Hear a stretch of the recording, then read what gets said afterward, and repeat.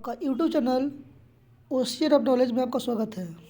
आज हम DSSB का जो हम 4000 पेपर क्वेश्चन को कर रहे थे उसका आज सेट नंबर 3 2014 का पेपर था। 25/5/2014 के पेपर को जो हम लोग हल कर रहे थे उसी पेपर को हम आगे बढ़ाते हुए और आज करेंगे पूरे के पूरा 30 क्वेश्चन। तो देखते हैं आज का 151 नंबर क्वेश्चन का कि एक ग्रहणशील मौखिक कौशल है, यानी कौशल कितना होता है? तो कौशल 4 होता है, जिसको बोलते हैं सुबोपल्ली। क्या बोलते हैं? सुबोपल्ली। सुबोपल्ली में क्या होता है कि सुनना और पढ़ना क्या है? यह जो है ग्रहण कौशल है। क्या कौन कौशल है? ग्रहण कौशल है। जबकि बोलना और लिखना जो है इसको बोलते हैं, क्या बोलते हैं? बाहरी कौशल है ना। तो इसका आंसर जो होगा वो होगा 151 का 3 होगा। आगे बढ़ते हैं 152 में कि उपचारात्मक शिक्षण का उद्देश्य क्या है। मतलब कि उपचारात्मक शिक्षण का क्या उद्देश्य है, इसका उद्देश्य क्या है? तो इसका उद्देश्य यह है कि भाषा को सिखाना, जी नहीं।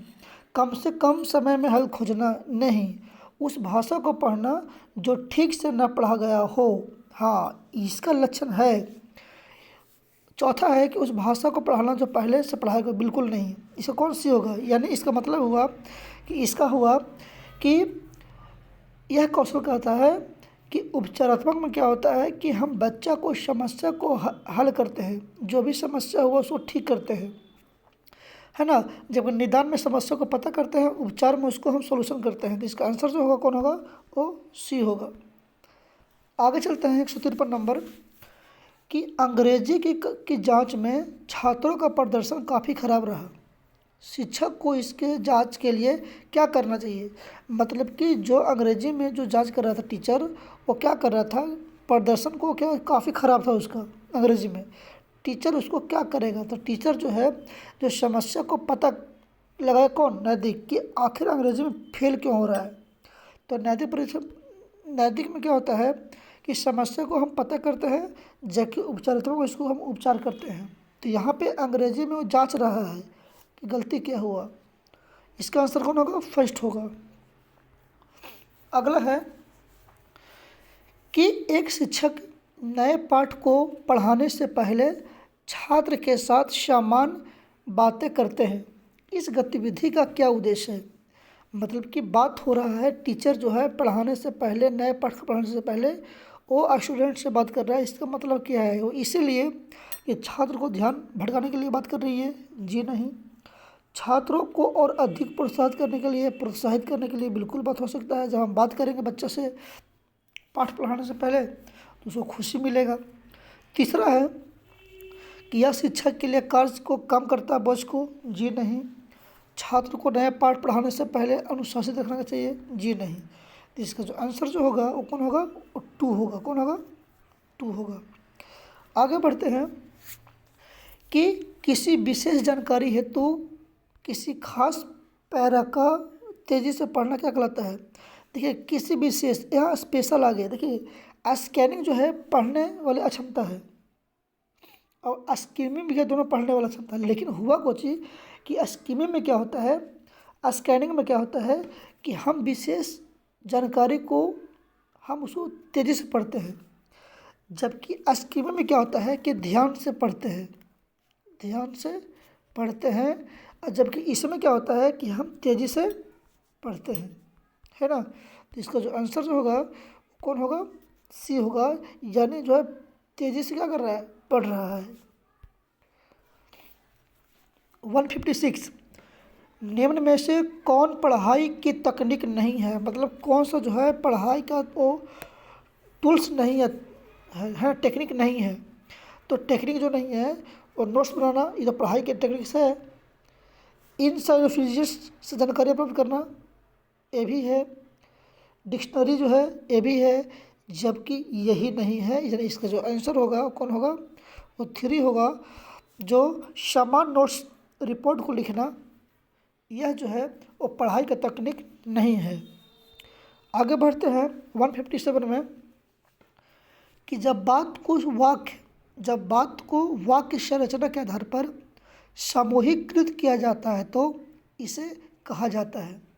यानी बात हो रहा है कि जब बात को हम वाक्य संरचना के आधार पे हम कहेंगे तो इसको क्या कहा जाता है, तो इसको कहा जाता है ध्वन्यात्मक समूहीकरण। नहीं, व्याकरण समूह। देखिए बात हो रहा है किसका, वाक्य की संरचना पर, तो वाक्य को जब लिखेंगे तो हमको व्याकरण पर ध्यान देना पड़ेगा, है ना। तीसरा है इसका लेक्सिकल ग्रुपिंग। जी नहीं। सिमेंटिक। नहीं। इसका आंसर कौन होगा, 2 होगा। इसमें क्या होता है व्याकरण में कि एक पूर्ण विचार पर व्यक्त करने वाला एक शब्द है। जब हम किसी भी वाक्य को हम लिखते हैं तो उसमें हम पद को, शब्द को, वर्ण की प्रकृति को, रचना पर हम ध्यान देते हैं, है ना। तो इसका जो आंसर होगा कौन होगा, वो 2 होगा। अगला है कि ऑडियो भाषा पद्धति को तेजी से अधिग्रहण करने का क्या कहा जाता है। अधिग्रहण में ग्रहण करते हैं, तो हम बताए थे शुभो पल्ली। चारों कौशल होता है, सुनना, बोलना, पढ़ना, लिखना। लेकिन ऑडियो भाषा में देखिए, याद कीजिए जब दूसरा विश्व युद्ध चल रहा था तो जो आर्मी लोग जो था वो इसी का प्रयोग किया था, ऑडियो भाषा का प्रयोग किया था। इसीलिए क्योंकि पहले वो सुनेगा तब वो बोलेगा। यानी जो सेकंड वर्ल्ड वॉर हो रहा था ना, जब सेकंड वर्ल्ड वॉर हो रहा था तो इस विश्व युद्ध के तहत जो है इसी तकनीक का प्रयोग किया गया था कि पहले जो है आर्मी लोग क्या करता है कि पहले सुनता है तब वो बोलता है, मौखिक रूप में बोलता है। इसका आंसर जो होगा कौन होगा, 3 होगा। अगला है कि जिस भाषा में तकनीक को पढ़ाया जाता है वह क्या कहलाता है ना। जिस तकनीक में भाषा को पढ़ाया जाता है क्या कहते हैं, तो बताए सुबह पढ़ सुनेंगे तब बोलेंगे, पढ़ेंगे तो लिखेंगे। यानी सुनना तब बोलना, तब पढ़ना, तब लिखना, है ना। तो इसका आंसर कौन होगा, इसका आंसर होगा फर्स्ट। कौन होगा, पहला। अगला है कि एक छोटे से अनुच्छेद को पढ़ाना और विस्तार का विवरण देने से को क्या कहा जाता है ना। यानी एक छोटे से, हम बताए थे कि हम स्कैनिंग में क्या होता है कि हम छोटी छोटी बात को क्या करते हैं, उसको तेज़ी से पढ़ते हैं। जबकि ध्यान से पढ़ने वाली बात, हम छोटे छोटे वर्ड को पढ़ेंगे तो हम ध्यान देंगे उसमें, छोटी छोटी वर्ड को। अब यहाँ देखिए, एक छोटे छोटे अनुच्छेद को पढ़ाना है। यहाँ पे हम छोटी छोटी बात को पढ़ेंगे तो वहाँ पे क्या करते हैं, हम ध्यान देंगे। अब बताया जाए कि जहाँ पे छोटी छोटी वाली बात आ जाए उसको स्कैनिंग कहलाता है। जबकि स्कैनिंग क्या होता है कि इसमें हम तेज़ी से पढ़ते हैं, इसमें हम तेज़ी से पढ़ते हैं, इसमें जो है वो धीरे धीरे पढ़ते हैं और ध्यान से पढ़ते हैं। तो इसका आंसर कौन होगा, नंबर 2 होगा। 161 है कि कक्षा में पोषण के विषय को प्रभावी ढंग से शुरू करने के लिए टीचर को क्या करना चाहिए, है ना। तो टीचर ये करेगा कि छात्रों को उनका टिफिन बॉक्स खोलने के लिए बोलना और उसमें उन चीज़ों को देखना जो कि शिक्षक द्वारा बताया जा रहा है। यानी बात हो रहा है कि किसका, कि कक्षा में हमको पोषण को विषय को प्रभावी ढंग से अच्छे ढंग से पढ़ाना है। तो टीचर क्या करेगा कि बच्चों को टिफिन बॉक्स को खोलने के लिए बोलेगा और उसको जब अवलोकन करके पढ़ाएगा ना तो उसका जो है पोषण के टॉपिक को बढ़िया से पढ़ लेगा, है ना। अगला है 162 कि वर्गीकृत का उदाहरण क्या है ना। वर्गीकृत में क्या होता है कि सक्षम और वर्गीकरण। इसमें क्या होता है समझते हैं हम लोग कि जब हम अपना बोध का प्रयोग करते हैं, अपना ज्ञान इंद्रिय का प्रयोग करते हैं, अपना संज्ञान का प्रयोग करते हैं, तो पहले वर्गीकृत करने के लिए पहले जो हम क्या करते हैं, पहचानते हैं और उसके बाद हम विश्लेषण करते हैं। और उन दोनों में जो है हम अंतर करते हैं। पहले क्या करेंगे, पहचानेंगे समस्या को, अब पहचान के फिर क्या करेंगे, हम लोग विश्लेषण करेंगे और इसी दोनों को अंतर को हम समझेंगे, है ना। अगला है 163 कि कक्षा में 4 औसत के कम के बुद्धि वाले छात्र हैं। शिक्षक को निम्न में से कौन सा ऐसा प्रभावकारी कदम उठाना चाहिए ताकि वे बाकी छात्रों को समान बन सके। यानी कक्षा 4 के औसत कम वाले बुद्धि वाले हैं छात्र हैं, शिक्षक को निम्न में से कौन सा ऐसा प्रभावकारी कदम उठाना चाहिए ताकि वे बच्चों को समान बना सके। यानी बात हो रहा है किसके बारे में? मंद बुद्धि, औसत बुद्धि, जिसका IQ में कितना 90 होता है ना। अब इस बालक में पढ़ते हैं पहला कि उन्हें आगे की सीट पर बैठाना चाहिए। जी नहीं। पढ़ाई में उनके कमज़ोर पक्ष को जांच कर उनको मजबूत करना चाहिए। बिल्कुल। यह सुनिश्चित करने की वे स्कूल लगातार आए। जी नहीं। तो कौन होगा इसका आंसर? 2 होगा। 164 बहुत इजी है। खेल पद्धति का जनक कौन थे? तो ये जो थे कौन? फ्रोबेल। कौन थे? फ्रोबेल। अब फ्रोबेल जो था, यह विधि जो है छात्र को सीखने की योग्यता प्रदान करती है। यह जो विधि जो है वो जिस खेल खेल में बच्चा को उसको बढ़ने से उसको नया नया ज्ञान का विकसित होता है ना। आगे पढ़ते हैं। 165 में कि CCE व्यापक मूल्यांकन का आकलन देखे जाते हैं, है ना। कि क्या देखे जाते हैं? तो एजुकेशनल और को एजुकेशन दोनों क्षेत्र में CCE का जो है वो मूल्यांकन जो है हम लोग जो उसको आकलन करते हैं वो करते हैं शैक्षिक और को एजुकेशन दोनों में करते हैं, है ना। 166 का है कि इस उच्च प्राथमिक स्तर पर बीजगणित पढ़ाने का सबसे उपयुक्त विधि क्या है? मतलब कि 6 to 8 का बात हो रहा है कि हमको बच्चों को बीजगणित पढ़ाना है, तो सबसे अच्छा विधि कौन है? तो सबसे बढ़िया विधि जो है वो इंडिकेटिव मेथड होता है। इसमें क्या होता है कि बच्चा को अनुभव को प्रत्यक्ष रूप से हम उसको दिखाते हैं और इसी विधि में जो है बच्चा को पूर्व ज्ञान को जोड़ते हैं और उसकी सूझबूझ को, उसको चिंता शक्ति को, हम समस्या को निर्धारण कर लेते हैं। यानी इस विधि में बच्चा को पूर्व ज्ञान से हम जोड़ते हैं, है ना। इसका आंसर कौन होगा? 2 होगा। आगे बढ़ते हैं 167 में कि निम्न में से कौन गणित पढ़ाने का मूल तरीका नहीं है? मतलब कि कौन सा जो है वो गणित का पढ़ाने का तरीका नहीं पूछा है। तो पहला ऑप्शन है कि उपयोगिता का सिद्धांत। जी नहीं। हाँ, ये तो ये तो है, ये तो है, हमसे नहीं पूछा है ना। दूसरा है अभ्यास का सिद्धांत। बिल्कुल। मानसिक स्थिति का सिद्धांत। बिल्कुल। ये नहीं है घूरने का सिद्धांत। आगे बढ़ते हैं 168 में कि एक छात्र त्रिकोण को तीसरे पक्ष को पूरा करने में सक्षम है यदि 2 तरफ दिया जाता है, तो व्यवहार में इस परिवर्तन को क्या कहा जाता है ना। इस व्यवहार को क्या कहा जाता है? ज्ञान का विकास। जी नहीं। व्यवहार का विकास, बात तो ठीक लग रहा है। तकनीक का विकास। जी नहीं। समझ का विकास। जी नहीं। यानी व्यवहार, यानी इसका आंसर जो होगा वो व्यवहार का विकास होगा। इसमें होता क्या है कि हम गणना करते हैं, पूर्व ज्ञान से जोड़ते हैं, जांच करते हैं, प्रदर्शन करते हैं, प्रयोग करते हैं और उसको हम पता लगाते हैं। किसमें? व्यवहार में। यानी व्यवहार का विकास में क्या होता है कि हम बच्चों को हर चीज़ को पता लगाते हैं। 169 क्या है कि एक छात्र त्रिकोणमितीय आकार को समझाने में सक्षम है। ठीक है। एक छात्र जो है वो त्रिकोणमितीय आकार को समझाने में क्या है? सक्षम है। तो छात्र के व्यवहार में इस परिवर्तन को क्या कहा जाता है ना। तो पहला ऑप्शन है वह चित्रों को अलग अलग में सक्षम है। जी नहीं। वह उसी प्रकार के चित्रों को बनाने में सक्षम है। हाँ, ये हो सकता है, बात को लग रहा है कुछ। वह गणित कला बोर्ड गलती हो गया, है ना। त्रिकोण आकार का याद करने के लिए याद भी गलती हो गया। तो इसका जो ऑप्शन होगा कौन होगा? वो होगा नंबर 2। कौन होगा? नंबर 2 होगा।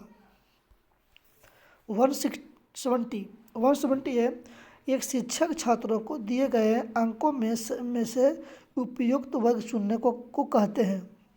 इसके माध्यम वह कौन सा कार्य करना चाहते हैं, है ना।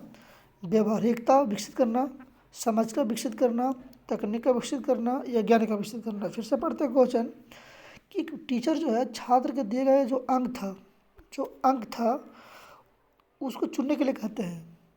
तो इसके माध्यम से क्या करना चाहती है? अच्छा, क्या करना चाहती है? वो यह करना चाहती है उसकी व्यवहारिकता विकसित करना चाहती है कि उसको इसमें क्या होता है कि उसको परिभाषा को, चयन को, कथन को, मापन को, सूची को, सबको ध्यान रखता रहता है और इसी में हम उसको पता करते हैं। बताए थे पिछला 169 में कि इसमें क्या करते हैं कि बच्चा को हम व्यवहार के बारे में पता करते हैं। देखिए यहाँ पे दिया हुआ है, देखिए यहाँ पे दिया हुआ है ना। उसी प्रकार यहाँ भी क्या है कि इसी माध्यम से हम बच्चा को जो है हम पता करते हैं, व्यवहारिकता विकसित करते हैं। इसका ऑप्शन कौन होगा? एक होगा। अगला है 171 गति के तृतीय नियम को पढ़ाने का सही विधि क्या है? गति का नियम न्यूटन्स लॉ का है ना, तो वो क्या व्याख्या विधि से? जी नहीं। आगमन से? बिल्कुल सही है। उदाहरण देकर। अगर हम बच्चों को प्रदर्शन विधि से विज्ञान पढ़ाते हैं, है ना, तो ये सब विधि जो है हमको गति का नियम पढ़ाना, न्यूटन का फर्स्ट लॉ पढ़ाना है, सेकंड लॉ पढ़ाना है, तो उसको हम आगमन विधि से बेहतर तरीके से हम पढ़ा सकते हैं। यानी इसका ऑप्शन जो होगा वो कौन होगा? 4 होगा। 171 का 4 कौन होगा? 4 होगा। 171 का 4। आगे बढ़ते हैं। बैलिक सिस्टम को देखिए को सिखाया जाने के बाद छात्रों को विजुअल चैलेंज पुपिल वाले स्कूल में ले जाया गया। यह छात्रों की किस प्रकार मदद करेगा? यानी छात्र को कैसे जो है मदद करेगा? दोस्तों के साथ मौज मस्ती करेगा? जी नहीं। सभी प्रकार के अपंग लोगों के साथ सम्मान करेंगे। क्लासरूम में वास्तविक जीवन से जुड़ कर रहेंगे। दृष्टिहीन लोगों के लिए प्रति सकारात्मक मदद करेंगे, है ना। तो ये जो है 2 होगा। यानी कक्षा के जो अधिगम जो होगा वो जब वास्तविक जीवन से जोड़ेंगे तो वह अधिक अस्थायी महसूस करता है बच्चा, क्योंकि जो है अपना सेम एज के साथ बच्चों के साथ भाषा का अर्जन करने की क्षमता बेहतर होती है। क्रिया करेगी तो उसमें क्या करेगी? बच्चा जो है सीखेगा। इसका मतलब जो है इसका आंसर जो होगा कौन होगा?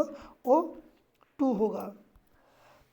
अगला है 73 कि विज्ञान में जांच के लिए छात्रों के परीक्षण क्षमता पर अधिक ध्यान देना चाहिए। क्यों? बात हो रहा है किसके बारे में? विज्ञान के जांच के लिए छात्र के परीक्षण क्षमता पर अधिक ध्यान देना चाहिए। क्यों? क्योंकि इसीलिए क्योंकि उच्च शिक्षा के पर्याप्त उपकरण का ज्ञान हो? जी नहीं। विज्ञान के तथ्य और अवधारणा पर समझ हो? जी नहीं।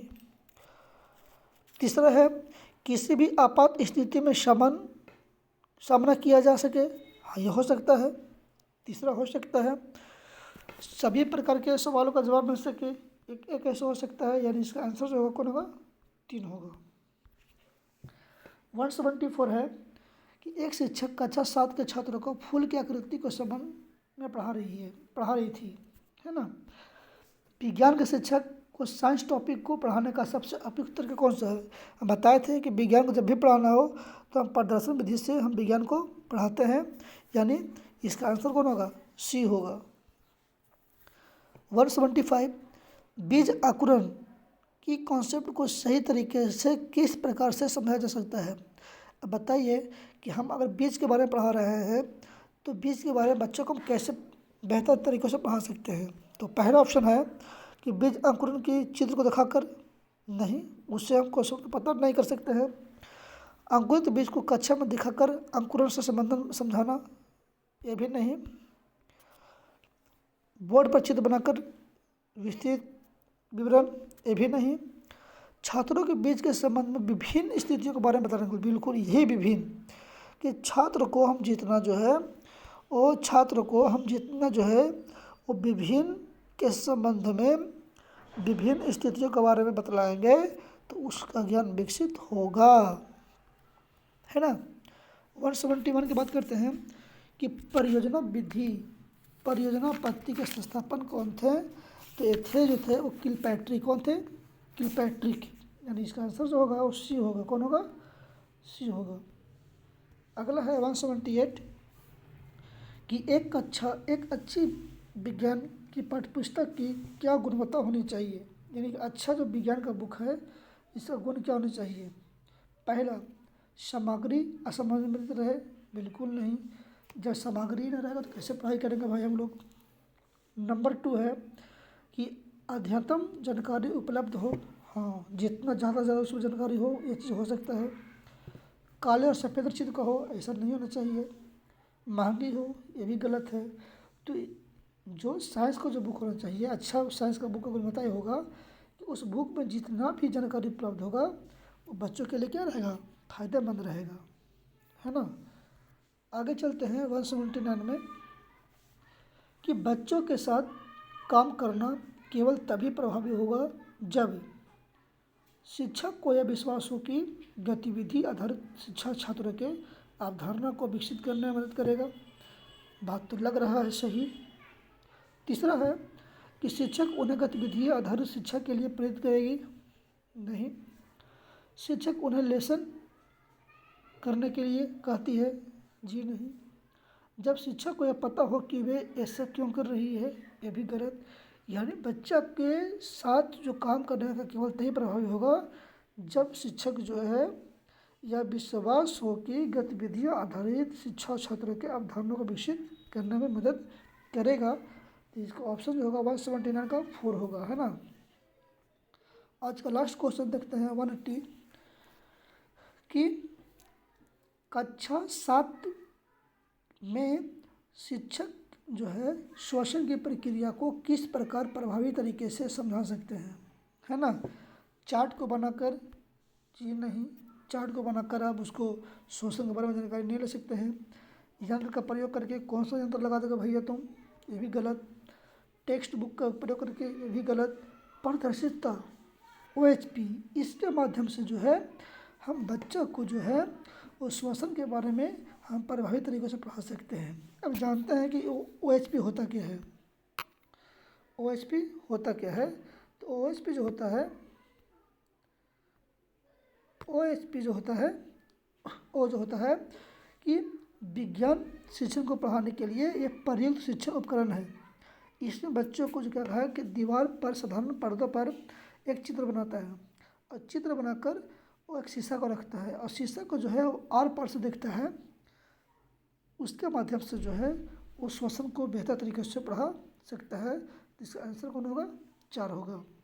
तो ये था हमारा आज का टोटल जो था और 30 क्वेश्चन।